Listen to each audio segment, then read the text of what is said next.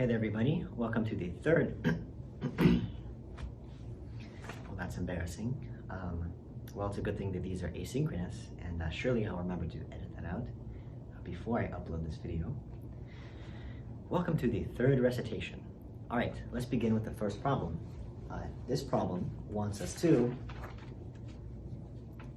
with these collection of premises, what relevant conclusion or conclusions can be drawn? The problem gives us 4 sentences to work with. If I take the day off, it either rains or snows. If I took Tuesday off or I took Thursday off, it was sunny on Tuesday, it did not snow on Thursday.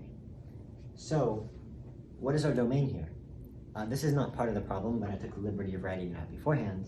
Our domain would be days of the week, right? We're describing days of the week. Because all the sentences have to do with I. We wouldn't say that any person is the domain, but the day of the week is variable. Here we're talking about any day of the week. Here we're talking about just Tuesday and Thursday. So let's say that X is our days of the week. Then we have 3 predicates to describe these days of the week. P of X, I took the day X off. Q of X, it rains on day X. R of X, it snows on day X. So how do we begin one of these problems? Well, the first step, which is actually a collection of steps, is to convert our 4 English premises into mathematical notation. So our first one reads, if I take the day off, it either rains or snows. If then, we have an implication here. So let's write it out. And of course, it could be any day of the week. So for any day of the week,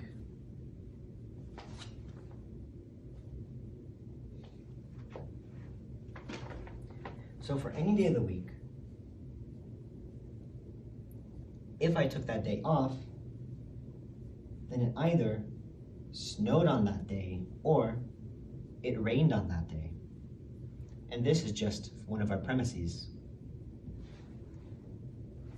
That correlates, step 1 correlates to the first line in our problem. Step 2, I took the Tuesday off or I took Thursday off. So we have a bunch of X's here, but remember that just like when we're coding, if we have a function, we can input something into X. We can plug different days of the week into our X. So for number 2, either I took Tuesday off or I took Thursday off. And if you'll permit me, I will be writing Tuesday and Thursday abbreviated just to save myself some time. And of course, this is also a premise. Step 3. It was sunny on Tuesday. Well, we don't have a predicate for it being sunny, but we have one for snowing and raining. If it's not raining and it's not snowing, then let's just assume that means it's sunny. We would say, is it snowing on Tuesday? Or is it raining on Tuesday? No. Step 4. It did not snow on Thursday. Well, that one's easy. The negation, R, of Thursday. So this is where things get a little more challenging. These first 4 steps were just our 4 premises converted. But what about step 5? How do we take these pieces to the puzzle and make something new out of it? Well, I think the easiest thing we could do is begin with the universal instantiation law. We can take any day of the week, plug it into this first premise because it has for all X, and get this expression here where all X's are now replaced with whatever we plugged into X.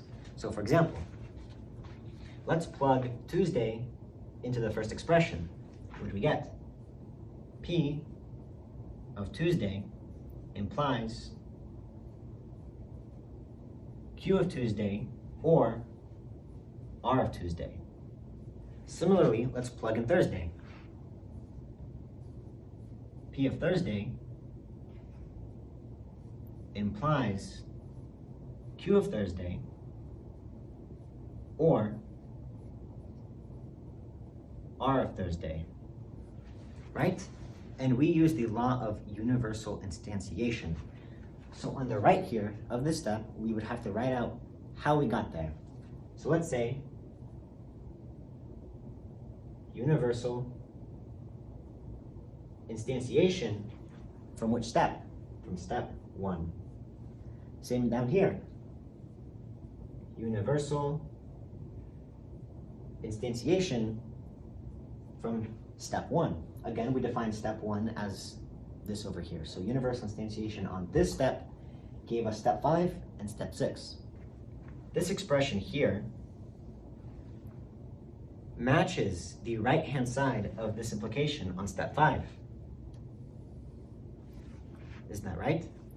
However, of course, step 3 is negated, but that actually ends up helping us because by the law of modus tollens, we know that if the right-hand side of an implication is known to be false, and it is known to be false, then the left-hand side of the implication must be false. So, from steps 5 and 3, we know the following. Not P Tuesday. All we did was we took the left-hand side of this implication and we negated it. Now, of course, don't forget to write the law we used. We used the law modus tollens on steps 3 and 5. Okay, how about the next step? Kind of running out of room. Well, we see 2. 2 has P of Tuesday. 7 has the negation of P of Tuesday. We know that either P of Tuesday is true or P of Thursday is true. We know now that P of Tuesday is not true. So what does that say about P of Thursday? It must be true.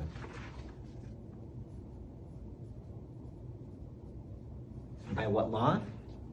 Disjunctive syllogism.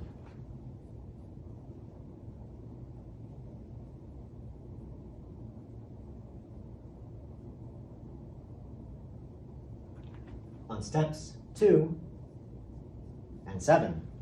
So I'm going to move everything up over here. Let's say that step, what are we on? We're on step 9. Again, let's look at 6 and 8. We have that P of Thursday is true. 6 is an implication. If P of Thursday is true, this implies whatever's to the right hand of that implication. Now we know P of Thursday is true. So what does that say about this? Exactly. We know Q of Thursday or R of Thursday are true. That is to say, it either rained on Thursday or it snowed on Thursday. That would be by the law of modus ponens on steps 6 and 8. Now it's worth mentioning that modus ponens is when we're going from the left-hand side of the implication to the right-hand side of the implication. Modus tollens is when the right-hand side of the implication is false and we're going to the left-hand side of the implication and saying it's false as well. We can't really mix these things up. So for example, if 8 instead said the negation of Thursday, or the negation of P Thursday, this would imply nothing on 6, right? So this is only true. This is only true if P of Thursday is true. This can still be false or true. We don't know if P of Thursday is false. So just something to watch out for. Okay, step 10 now. Look at step 4 and look at step 9. Another disjunctive syllogism, right? So now we know Q of Thursday must be true.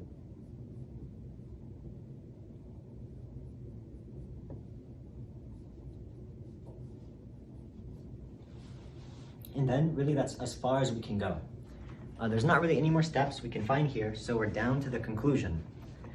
What are our conclusions? What new information did we learn?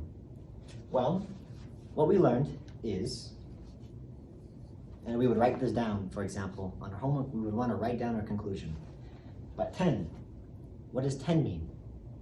It means it rained on Thursday. How about 8? I took Thursday off. 7. It means I did not take Tuesday off, right? And those would be our 3 conclusions.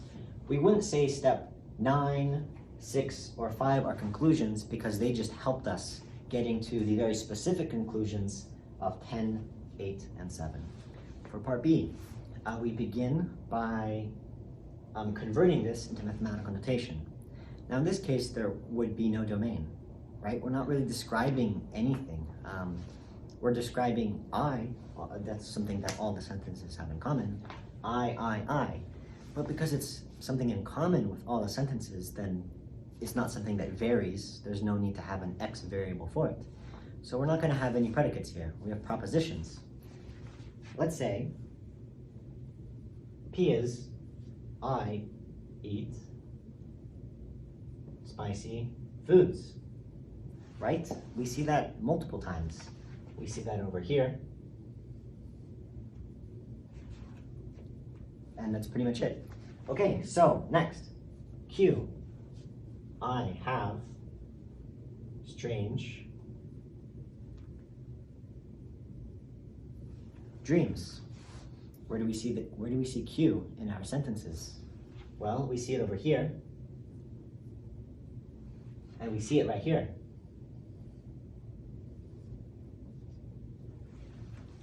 Okay, finally, how about R? There is thunder while I sleep. Where do we see this one? Right, we see it right here. So I think that just kind of helps look at the sentence to kind of divide it into P's, Q's, and R's, or whatever variable name we chose. Next, what do we do first? Right, we describe our 3 sentences in premises. Step 1 would be our first sentence. If I eat spicy foods, then I have strange dreams. All right. Q as well. So that's easy, it's just an implication, so P implies Q.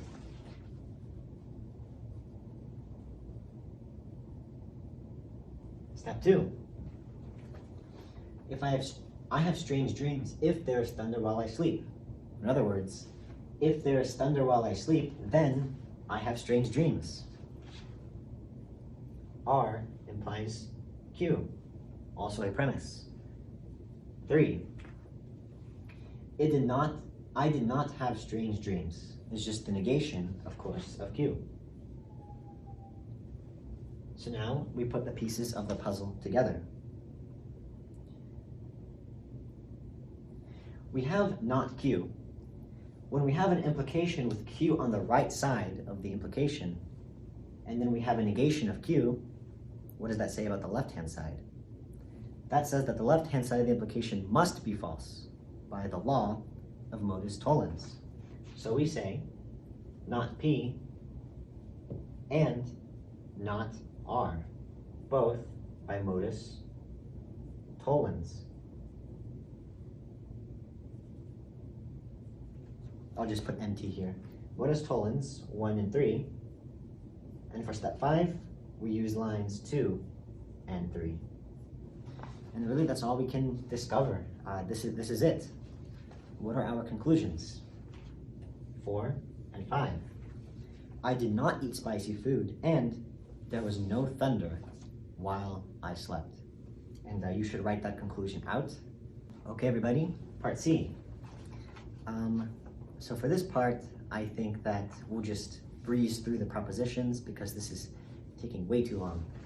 I'm either clever or lucky. I'm not lucky. If I'm lucky, then I will win the lottery. We know how to do this, right? P, Q, R. I am clever. I am lucky. And I win the lottery. And again, we have no variables here. It's always I, so we just use propositions, no predicates needed. Step 1, convert the first sentence. I'm either clever or lucky, P or Q.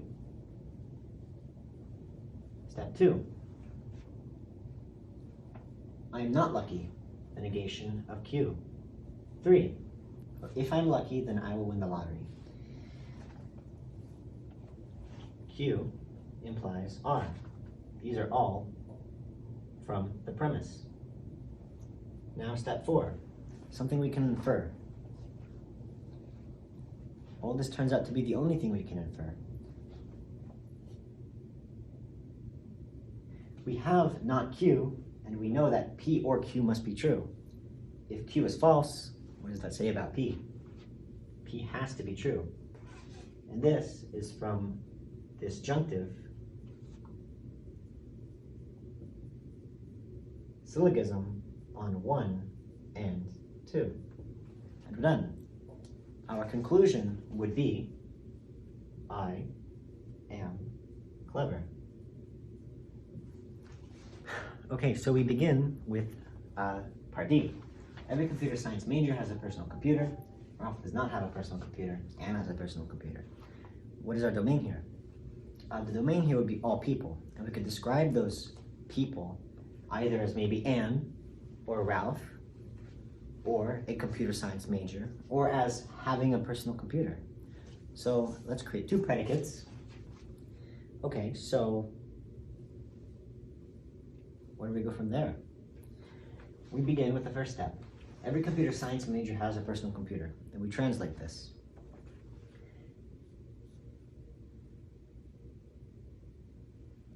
For all people, if that person, P of X, is a computer science major, this implies that person, X, has a personal computer.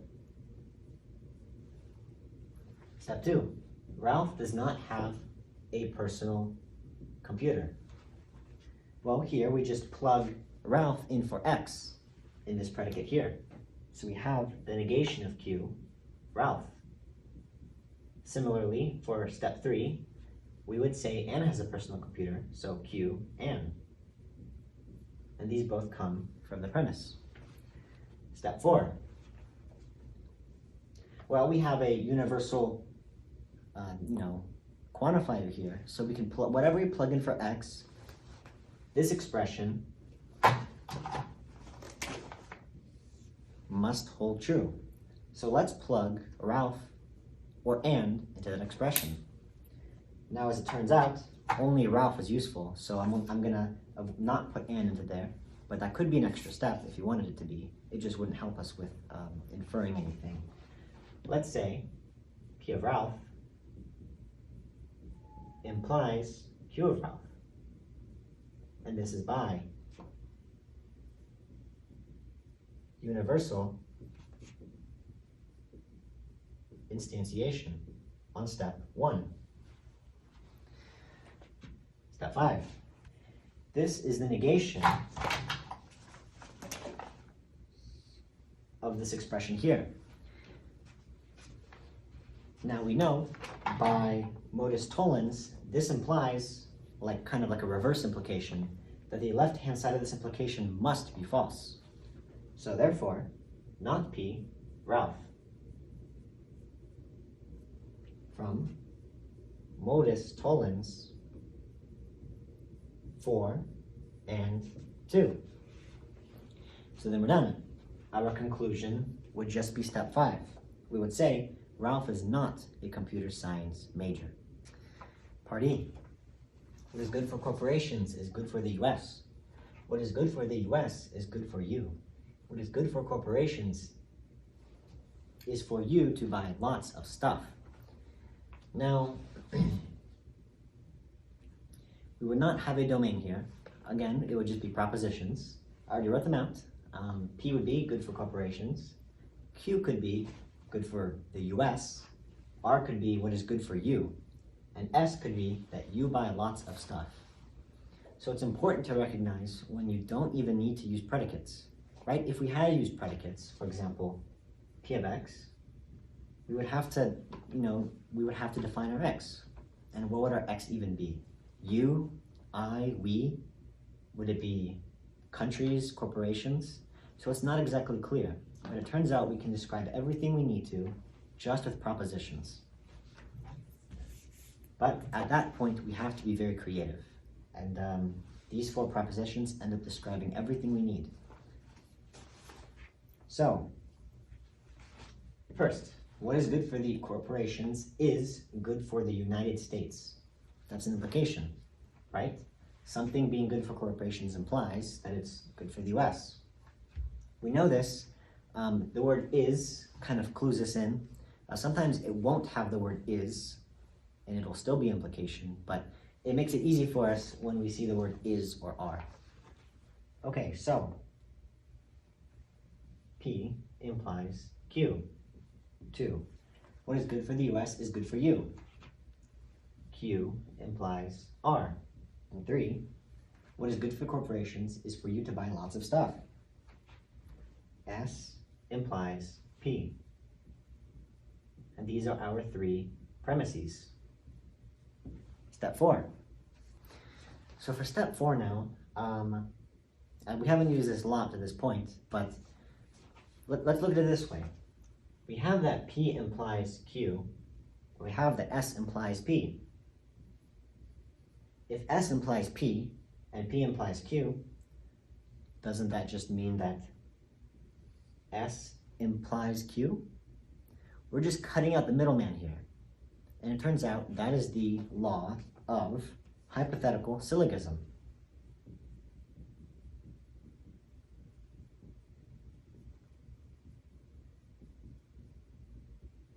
And we used it on steps 1 and 3. In other words, S implies Q. Same thing for step 5. We have another hypothetical syllogism, I'll call it an HS, on steps 2 and steps 4. Step 2 reads Q implies R, 4 reads S implies Q. Or we could just say that S implies R, cutting the Q out entirely. Finally, yet another hypothetical syllogism. Let's look at 1 and 2. P implies Q and Q implies R. In other words, P implies R, cutting out the Q entirely. I'll call it an HS. Please don't write HS on your homework. This is on steps 1 and 2. So really this is as far as we can go. These would be our 3 new conclusions that we've inferred. 4 means if you buy lots of stuff is good for the US. You buying lots of stuff implies that it's good for the US. 5 would read, translating it into English, you buying lots of stuff is good for you. 6 would mean that what is good for corporations is good for you. And we have been doing only one problem this entire time. I'm with you there.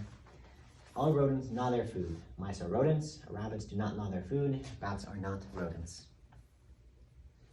Okay, so X is probably animals, right? So then let's make some predicates. Okay, sure. So then, what would our premises be? Well, we would have 4 of them. All rodents gnaw their food. For all X, for all animals, if that animal group, P of X, is a rodent, this implies Q of X. This implies that that animal group gnaws their food.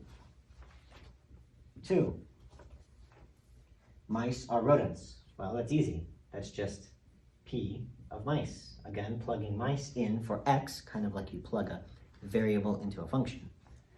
3, rabbits do not gnaw their food. Well, that's just the negation of Q, plugging in rabbits for X. 4, bats are not rodents. Not P, bats. And these all come from the premise. Premise, premise, premise, premise. Step 5, where the real fun begins. Well, we can take 1 and apply universal instantiation. So let's apply that with the very, plugging in for x, mice, and also let's plug in for x, rabbits. So p of mice is true, and 5 says that p of mice implies q of mice. So that's just a direct implication. The left-hand side of the implication is true. The right side of the implication must be true as well. So that's q of mice. Recall, so this p of mice is coming from here. Q of mice comes from there. And do you remember, is that modus tollens or modus ponens? That always gets me. That one would be modus ponens on steps 2 and step 5. Finally, this would be our last one. We have that not Q rabbits, and we have P of rabbits implies, oh, I made a mistake here. This should be Q of rabbits. So we have that not Q of rabbits, which is the negation of the right-hand side of this implication here. I'll make it with a squiggly. What does that say about the left-hand side of the implication? Well, it must be false. So this P of rabbits becomes negated.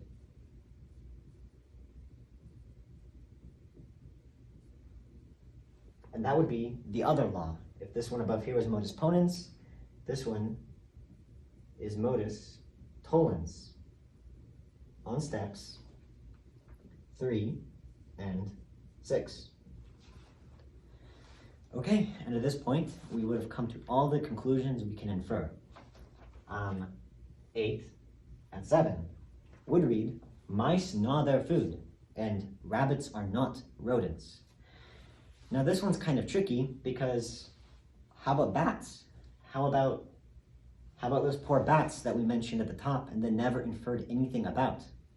Well, that would actually be a part of our conclusion. So over here, step 7 would translate to mice gnaw their food. This would be our first conclusion. Step 8 translates to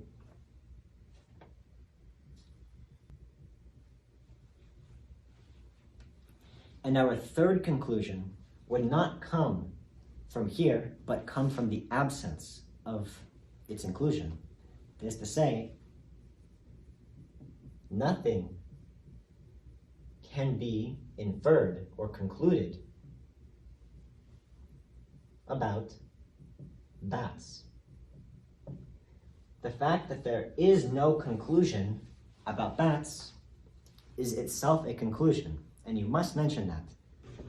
So you thought we would be done with these predicate logic word puzzles, but we are not. To great dismay. So, all students in this class understand logic. Javier is a student in this class. Therefore, Javier understands logic. So this works a little differently. This problem is asking us to determine whether this statement, this conclusion, is valid or not. We are only given 2 premises. And I took the liberty of writing out the predicates ahead of time. P of x, x is a student in this class. Q of x, x understands logic. We could just assume x is all people. What does this first sentence translate to?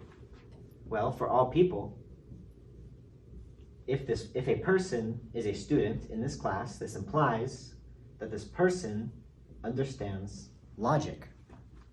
Now, just an FYI, if instead this said, somewhere in there it said some, and this was an existential quantifier, then we would not use an implication. We would use an and operator.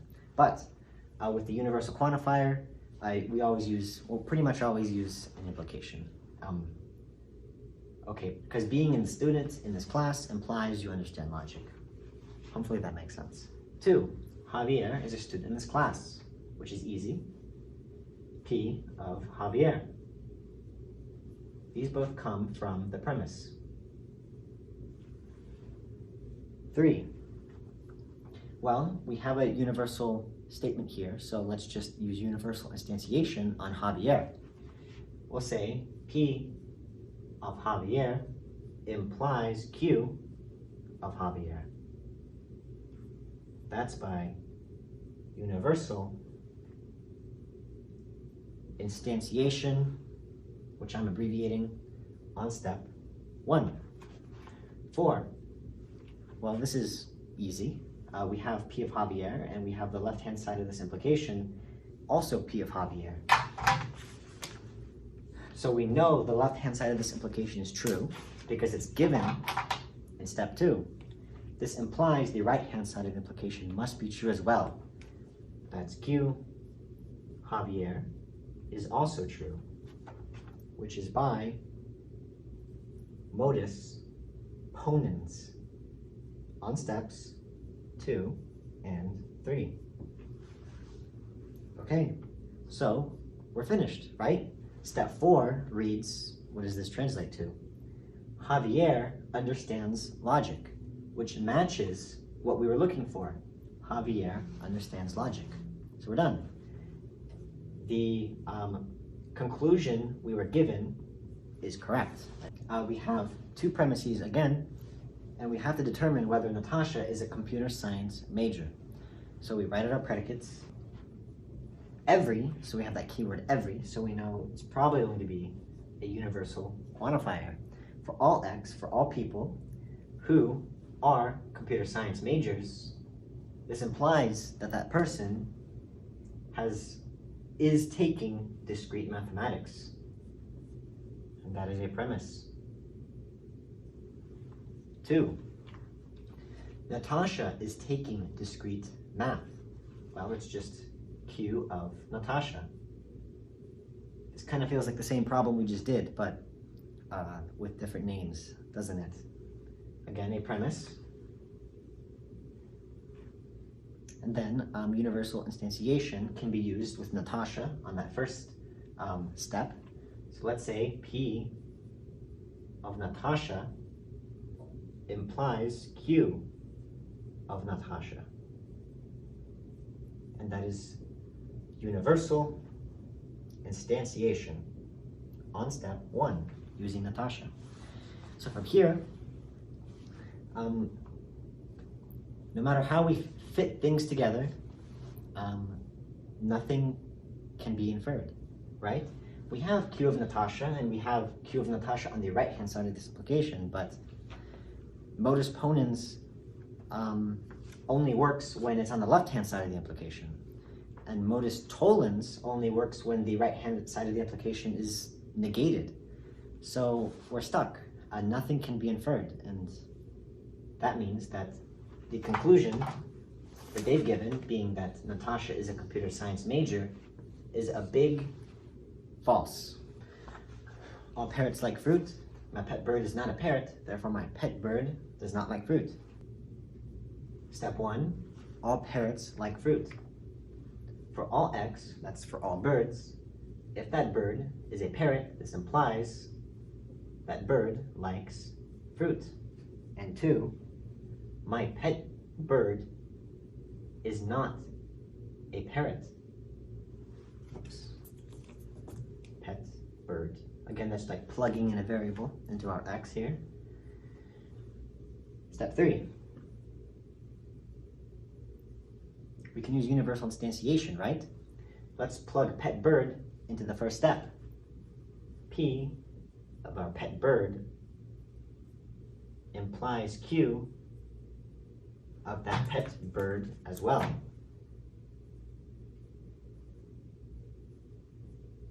That's universal instantiation on step 1 with the pet bird.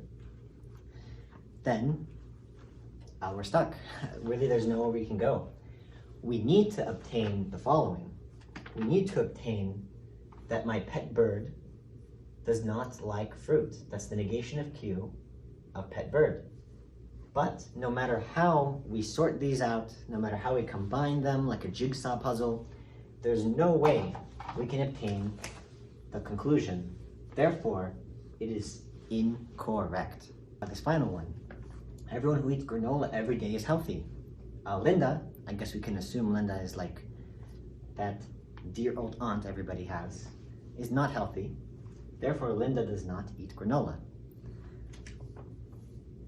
Well, we begin with the first step, converting the premise. For all x, p of x implies q of x, coming from the premise. 2. Dear old Aunt Linda is not healthy. Again, the premise. Let's use universal instantiation again on step 1 with Linda and say that P of Linda implies Q of Linda.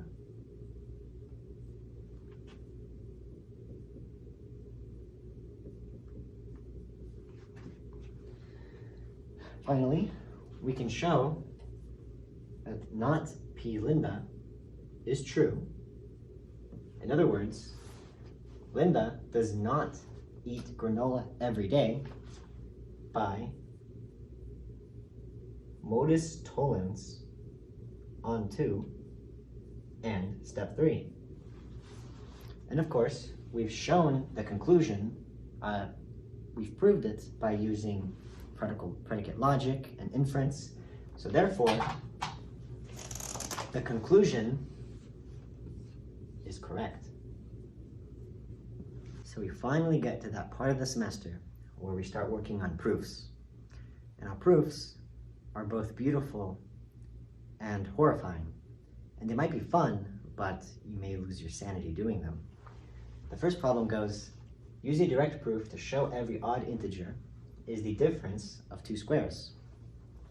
So it says to use a direct proof, right? So what exactly does that mean? Well, we can see that the sentence actually exists as an implication. Every odd integer is our P, is our implication, and the difference of 2 squares could be like our Q, for example. Then really we're just reading this as a proposition. P implies Q. A direct proof means that we define P and assume it to be true, and show that if this assumption is true, this means that Q is true as well. So we begin at P and we show Q. We begin at P and need to somehow get to Q. Okay, so what exactly is an odd integer by definition? Well, an odd integer would be, for example, x. X could be 2 times any integer plus 1, right? Couldn't we define every single odd integer with this equation? 3, for example. 3 is equal to 2 times 1 plus 1. 5 is equal to 2 times 2 plus 1. 7 is equal to 2 times 3 plus 1. So we've created an equation here that generalizes every possible odd integer. Now, we've created 2 variables, x and y, so we have to define them. We say x and y are in the set of all integer numbers, right? This little z is kind of like 1, 2, 3, 4, 5, 0, -1, -2. It contains all those numbers. It's like our domain here. So we're saying x and y both both belong to the domain of integers. Okay, so from there, we want to show, if this is our P here, we want to show that Q holds true. Now, what exactly is the difference between 2 squares? Well, a square is anything to the power of 2. For example, 2 squared is a square. Y squared is also a square. And because we're dealing with a proof, and we want to show that the proof holds true in all possible cases, we're probably going to be using symbolic language, like variables, in our solution. The difference of 2 squares, then, would just be a square minus another square. So we want to show that x, which is defined as an odd integer, is actually also defined as the difference of two squares. We want to show this in some roundabout creative kind of way. Because from here, it doesn't seem like we can do anything, right? How do we move things around to get our solution? But that's the thing with proofs, is that you have to be creative. And it takes a lot of experience. You have to see a lot of different problems before you kind of get an idea of the kind of tools you have at your disposal to solving them. So, I think here's one way. There can be many ways to solve a proof, but I think this is the easiest. We know that 2 times y plus 1 is also equal to 2y plus 1 plus 0, right? Seems kind of arbitrary, we're just adding a 0. Okay, now this is also equal to 2y plus 1 plus y squared minus y squared. Okay, sure, we see how the 0 could become y squared minus y squared because they just cancel each other out and you get a 0. So we're still, whatever this expression is still equivalent to this expression here. From there, let's use our understanding of the commutative law and the associative law to move things around and regroup them. Let's say that this is equivalent to y squared plus 2y plus 1 minus y squared, right? We just moved this y squared over here to the front and we kept the minus y squared at the end. This expression is still equivalent to this here. Now from here, recall from algebra, we can take this expression and simplify it. Let's say that it's equal to y plus 1 squared, right? Recall that y plus 1 times y plus 1 is equal to this expression above. And we have this y minus y squared trailing off at the end. We did nothing to it between the two steps. And then we'll see that we actually got to a difference of two squares. Y plus 1 squared is our first square, and we're subtracting it from, we're subtracting y squared, which is our second square. Doesn't that match Q as we've defined it up here? We began with P, that y, or that x, is an odd integer. Any odd integer, in fact. This is a general equation for odd integers. And we've shown, through a series of manipulations and steps, we've shown directly that P implies Q, right? That is to say, x is a difference of two squares, and it is also every odd integer. And we've shown that if x is an odd integer, then x is also the difference between two squares. And then we're done. Show that if n is an integer and n cubed plus 5 is odd, then n is even. And it wants us to use a proof by contraposition. So recall what contraposition is. Contraposition is basically going, if P implies Q is true, then not Q implies not P must also be true. So we have the same thing up here. We have that n cubed plus 5 is odd. Let's say that's our P. Then n is even. That's our Q.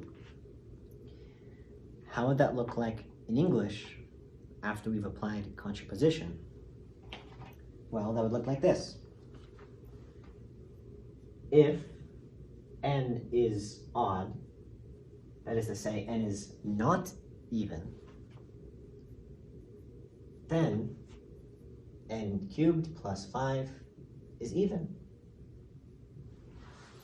So after we've applied contraposition, it's the same thing as a direct proof. We take the left-hand side of the implication, that being n is odd, we want to show that this implies n cubed plus 5 is even. So how do we do that? Okay, well, we assume that n is odd. Recall what a general formula for an odd integer is. N is equal to 2 times some value, let's call it k, plus 1. Now, of course, we define our variables. N and k are both in the set of integers. Now, to do this, we need to substitute 2k plus 1, because that's what n is equal to. We plug n into n cubed plus 5, because if we want to show that this is still even, then after doing the math, the algebra, it has to be 2 times some value. So we plug this expression, n is equal to 2k plus 1, in for n cubed plus 5, right? Now what does that look like? N cubed plus 5 is just equal to 2k plus 1 cubed plus 5. Does everybody see how we got from here to here? We assumed n is odd. This is the definition of an odd integer. We plugged that definition into this expression, n cubed plus 5, and got the following: 2k plus 1 cubed plus 5. Then we do some boring algebra. We say that 8k cubed plus 12k squared plus 6k plus 1 plus 5, and then that's just equal to 8k cubed plus 12k squared plus 6k plus 6. I could have probably just erased this and wrote 6, but I like to waste my time. And then that's just equal to 2 times 4k cubed plus 6k squared plus 3k plus 3. Does everybody see that? This step goes to this step by just dividing everything by 2. Or not really dividing, but taking 2 out of all the multiples and bringing it in front, right? Now, when we're dealing with proofs here, what this expression is doesn't really matter. We know that it has to be an integer because we defined k to be an integer. And whatever, cubing an integer still leaves us an integer, squaring an integer leaves us an integer. Taking an integer and multiplying it by 3 leaves us an integer still. So this is just an integer. Let's define it as L. Let's say that this expression just becomes L. This 2 is brought down, and we have 2 times, you'll see that. There you go. And you have 2 times L. What does 2 times L look like? Well, L, of course, we've defined as an integer. 2 times any integer has to be even. So we've shown that if n is equal to something odd, and then we plug n, given the odd definition, into this formula, we end up with something that's 2 times an integer. 2 times an integer must be even.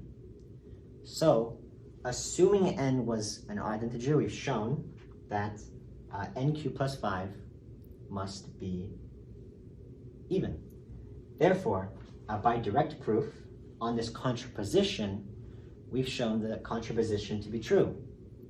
Because our contraposition must be true, and we've proved it, it has to be. That means our original statement, n cubed plus 5 is odd, and n is even, is also true. All right, so show if n is an integer and n cubed plus 5 is odd, then n is even, using proof by contradiction.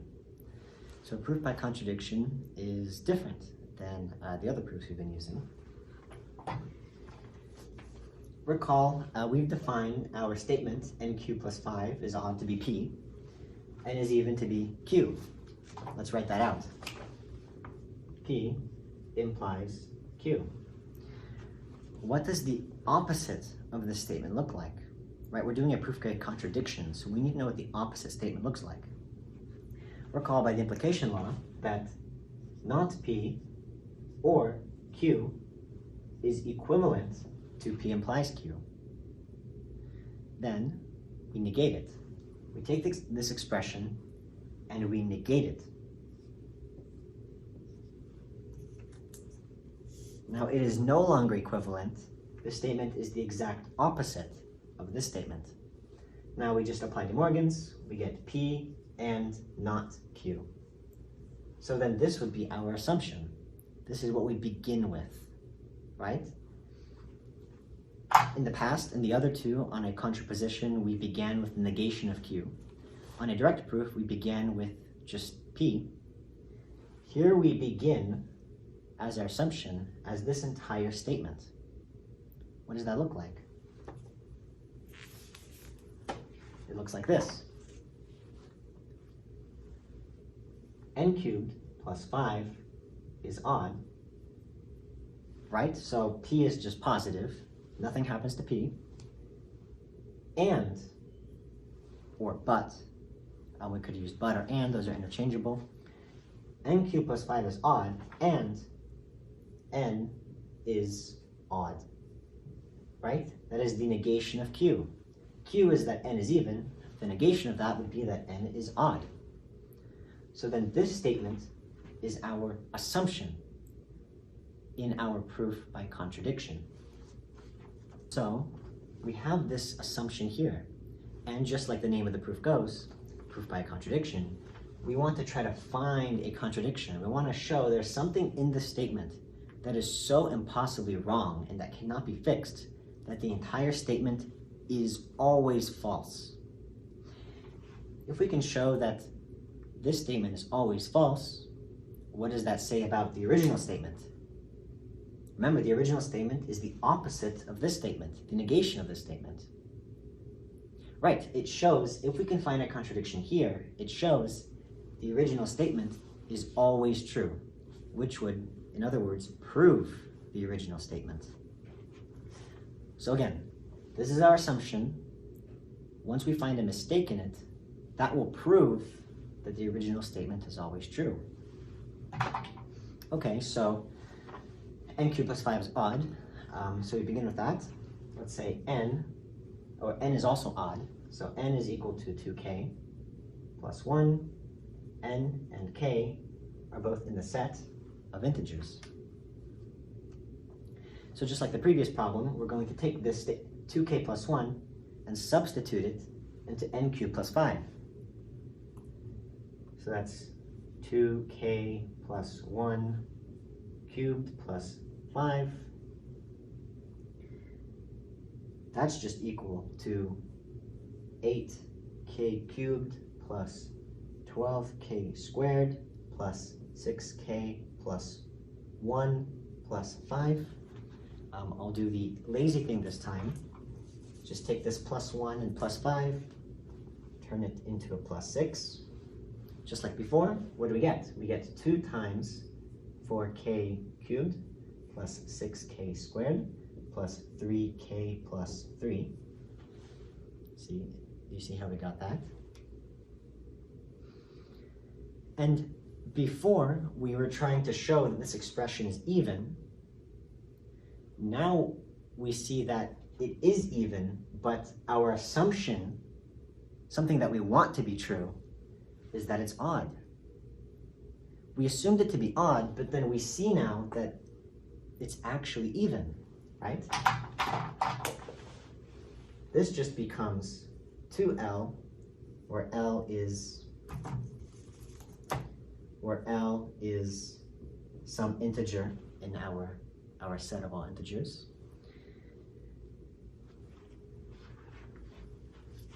Isn't this a contradiction?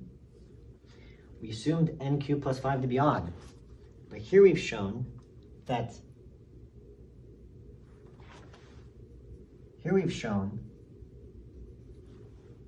n cubed plus 5 is actually even. That's a contradiction.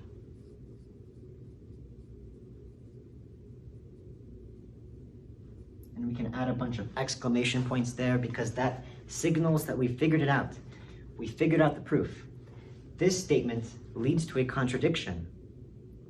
Therefore, the original statement, the very opposite of our assumption, has been proven. It is always true. 1.7.27, prove that if n is a positive integer, then n is odd if and only if 5n plus 6 is odd. So this is actually two proofs in one. That's how they make these problems much longer than you would expect. So we have two implications here. Let's say n is odd is our p. 5n plus 6 is odd is our q. If and only if, you recall, is a bicondition. P by condition q. P if and only if q. A bicondition is just a combination of p implies q and q implies p. So it's two proofs. We have to show that p implies q, that if n is odd, then 5n plus 6 is odd. And we also have to show that if 5n plus 6 is odd, then n is odd. So let's begin with necessity. Let's begin with showing that n is odd implies 5n plus 6 is odd. So what do we get? I'll just write it out. P, Q. We want to assume P. N is odd. N is equal to 2k plus 1. N and k are both integers. Then we plug n into 5n plus 6. We get 5n plus 6, which is just equal to 5 times 2k plus 1 plus 6. That's 10k plus 10 plus 1, right? We just do some of the math. That's 5 plus 6, that's 11. 11 is 10 plus 1. That's equal to 2 times 5k plus 5 plus 1. Now it doesn't really matter what's in here. We see that it's an integer because 5 times any integer plus 5 is still an integer. So what we get is 2 times L plus 1, where L is also an integer. Now, of course, 2L plus 1 is the formula for an odd integer, right? So we've shown that 5n plus 6 is equal to the formula of an odd integer, and that means 5n plus 6 is odd. So by direct proof, we've shown P implies Q. If n is odd, then 5n plus 6 is odd as well. So we've shown necessity. We've shown that P implies Q. But now we need to show that Q implies P as part of the bicondition. If 5n plus 6 is odd, then 5n is odd. So we want to use a proof by contraposition. And what would that look like? Well, our original statement would read, if 5n plus 6 is odd, then n is odd. We want to flip the implication and then negate both sides. In other words, if n is even, this implies that 5n plus 6 is even. If we can show that this statement is true, that means our original statement is also true. So, we've supposed that n is even, and we want to show that 5n plus 6 is even. So we say n is equal to 2k. N and k are both integers. Then we say 5n plus 6 is equal to 5 times 2k plus 6. that's equal to 10k plus 6. That's equal to 2 times 5k plus 3. So we've shown that 5n plus 6 is equal to 2 times something, right? 2 times something that's an integer. We could also simplify this further. We could say that this is 2l, or l is another integer. But either way, we've shown that 5n plus 6 is equal to 2 times some integer. Therefore, 5n plus 6 is even. Therefore, our assumption here that if n is even, this implies 5n plus 6 is even, is true. Because we used a proof by contraposition, if our assumption is true, that means our original statement must be true as well. Therefore, we have proven that if 5n plus 6 is odd, that n is odd. We've proven that q implies p. And since we've shown that p implies q, and we've also shown that q implies p, we've proven this statement as a whole. We've proven that p is a biconditional proposition to q.